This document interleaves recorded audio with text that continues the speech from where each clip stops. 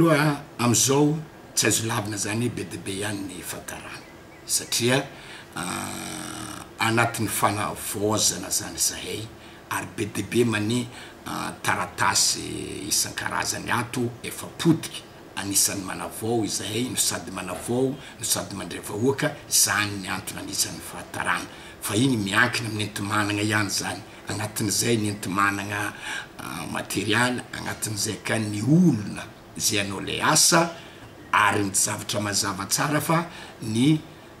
sampandrany fandrefesan-tagna anisan'ny tsy ampy olona be indrindra amin'ny raha jerenany ny antota taratasy sahaniny ataony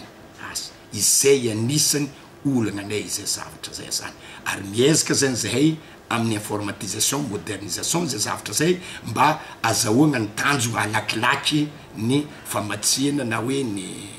ny vahoaka zany ny amin'ny mpanjifa nefa tsy moramora manao zavatra na ny mpiasa rehetrarehetra aloha miezaka hitako tsara zay zavatra zay na zany na tsy zany tsy maintsy misy koa zany tsy mety am'izay zavatra zay fa ndraiky mahatonga ny olona raharotoko eto zay zavatra zay ny mpanjifa zany be de be ny panera tsy azo lavina zany le panera mandehandeha ao amin'ny tokotany ao hitan'le mpanjifa reny ireny miseho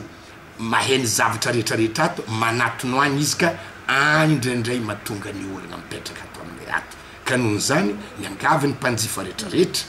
ny tenako zay nisany